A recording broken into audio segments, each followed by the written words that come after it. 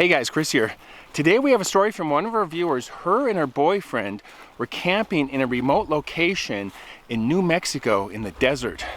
And that night, just outside their tent, they had a series of extremely frightening events happen to them. That's next.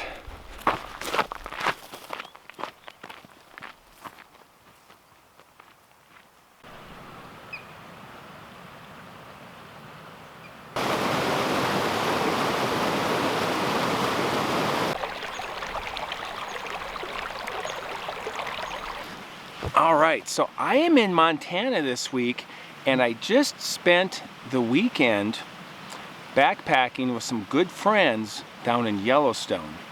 And so for today's beer, we have from the National Park Series from the Grand Teton Brewing Company, I have Old Faithful Ale, and I just dropped that in the creek behind me, and it is ice cold. And my friends I met back a long time ago in the 80s. Cheers.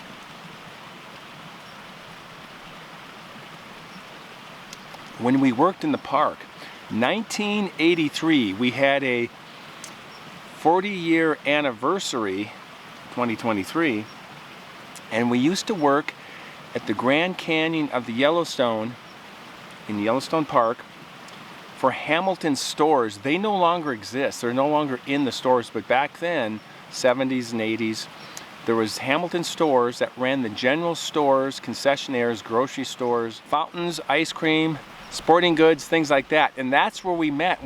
I worked there in 1983, 84, and 86, and so we met.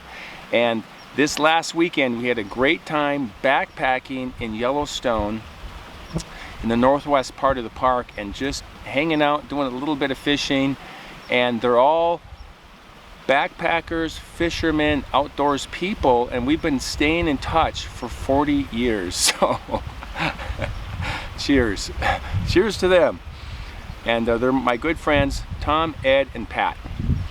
So we had a great time, and that's why I am in Montana this week. Great country up here, and I spent the night just down this valley here last night and got up and I'm doing my story, so having a good time.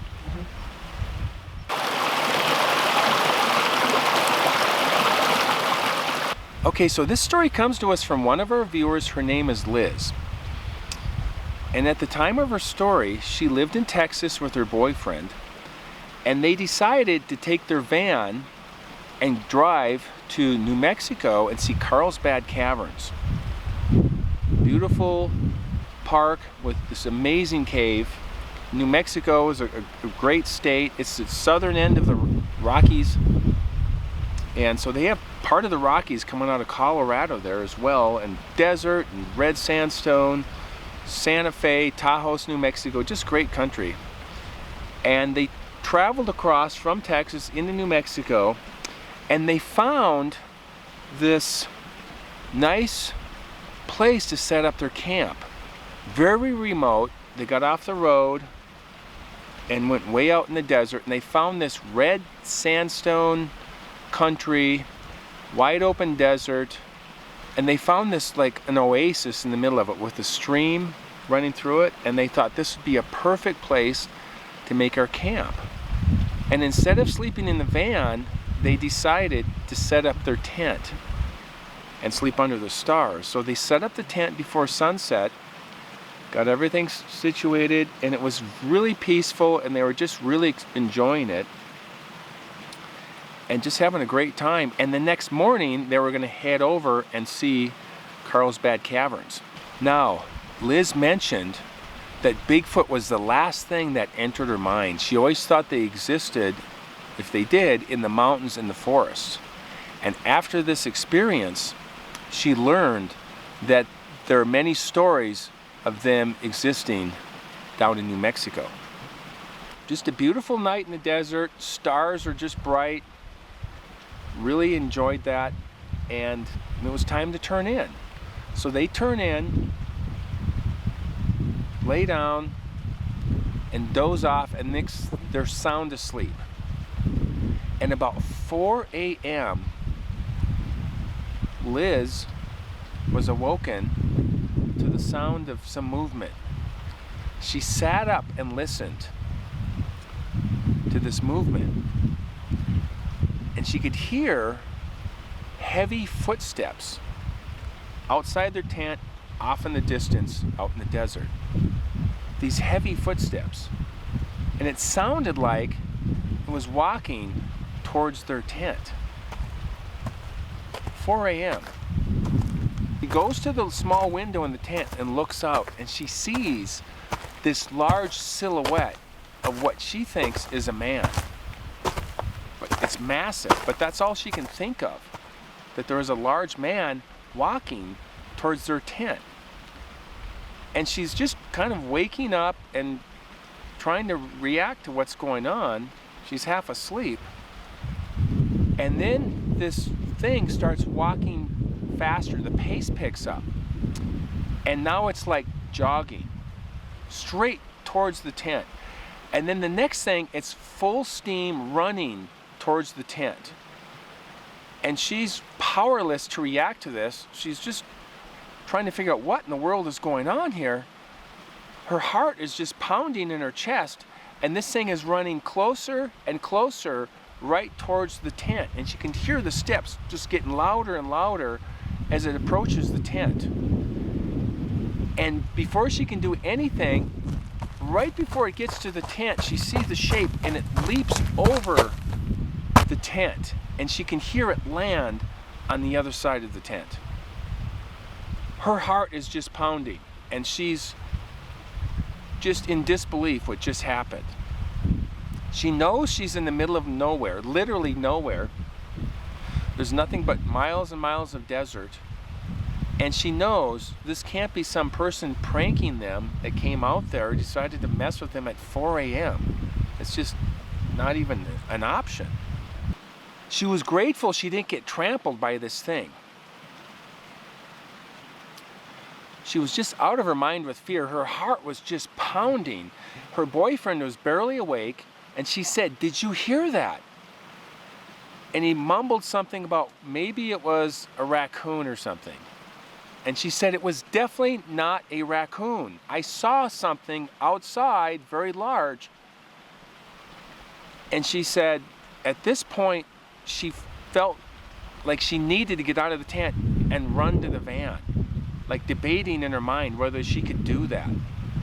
But just the thought of unzipping that tent was just too overwhelming for her to think about going outside into the darkness and just running. The vulnerability that she felt was just terrifying. The next thing they heard outside the tent, they heard some walking again, and then they could see on the tent this thing was pushing down with its hand on the tent, like it was teasing them. Liz said she could see the large hand and these really long fingers, like two hands, pushing on the tent. The boyfriend finally sees it and acknowledges it. He witnesses it for himself, and he realizes she's not just making this up. She is just out of her mind with fear and just refuses to stay in the tent. And after a short time, it's quiet out there again. And he says to Liz, this possibly could be a Bigfoot or a Sasquatch. They sat in the tent and listened intently for a long time. They didn't hear anything else, so they eventually opened up the tent, and the sun was coming up. They looked around, and they didn't hear anything, they didn't see anything, and they realized this thing was gone, long gone. They both ran to the van and left the tent behind. There was no way they were going to go back and get the tent. They got in the van as quickly as they could. They drove through the desert to Carlsbad. Liz said she will never forget that night and this event. She's still in disbelief that it even happened, especially out in the middle of the desert. Like the last place in the world you would think of to experience something like that with the Sasquatch. And she will never forget that feeling of terror that she had in that moment of being inside that tent. And that is my story today from our viewer Liz. Thank you, Liz. And I am going to be heading out of Montana here today, and just wanted to show you guys, this is one of the things that when you're in Yellowstone in the backcountry, you need some bear spray. There's grizzly bears down there, and this is something we never had in the 80s, was bear spray. All we could do was make as much noise as possible, just talking and making sounds to alert the bears that were in their area, and hang our food. That was the only two things we could really do back in those days. And there was no cell phones. The gear was different. I got bugs all around me right now. I almost swallowed one a second ago there. But our gear was so much different back then. We had like canvasy tents. I had a Eureka Dome tent. I had the Coleman Peak 1 where you put the fuel in it, and then you had to bring a fuel bottle and a little funnel. The sleep pad was a foam pad, not the ultralight inflatable air mattress that we have now. And now we have inflatable pillows. Back then we would take our sleeping bag stuff sack and just put a jacket in it, and that's our pillow. And just the gear was heavier, clunkier, just not as efficient as it is now, so I'm always grateful for that. But all right, you guys, thank you for watching. We will see you on the next one. If you guys like stories about the strange, unexplained, that things that go bump in the night, like and subscribe. I appreciate that, and always appreciate your comments as well. So as always, keep hiking.